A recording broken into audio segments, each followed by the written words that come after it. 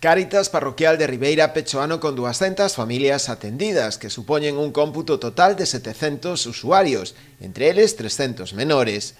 Aínda que a cifra baixa con respecto aos 2 últimos anos, si se detecta unha cronificación da pobreza na maioría dos casos. Decir que baixou moito o número de familias atendidas nos últimos 2 anos. Estamos atendendo nos momentos máis difíciles da crisis, no 2010, 2011 estuvemos atendendo a 320 familias.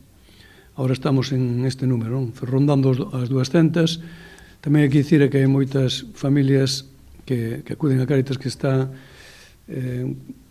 son familias que están cronificadas na pobreza, non? Entre as accións formativas previstas para o próximo ano destaca un curso de Administración de Recursos no Fogar e tamén outro de cociña. Este ano temos un proxecto, ainda que xa vimos facendo durante anos cos cursos de formación, temos un proxecto para invertir máis recursos en formación.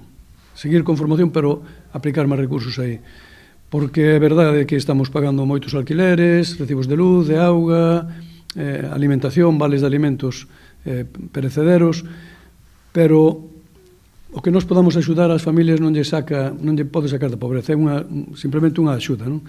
Sin embargo, o traballar para que estas familias salan desa cronificación e se inserten no mundo laboral, pois creemos que é un esforzo que temos que facer, pero con máis forza, valga a redundancia, non? Dende Cáritas destacan tamén a colaboración desinteresada de diversos profesionais que doan artigos ou prestan servizos de xeito gratuito. Hai que decir, que se me pode olvidar, é importantísimo que temos moitos profesionais que están colaborando con nós, que están aí na sombra, non queren que se digan os seus nombres, nin nombres de empresas, pero empresas que nos traen alimentación sin que llo pidamos. Hai dentistas que están facendo un traballo exquisito, gratuitamente, na súa propia clínica,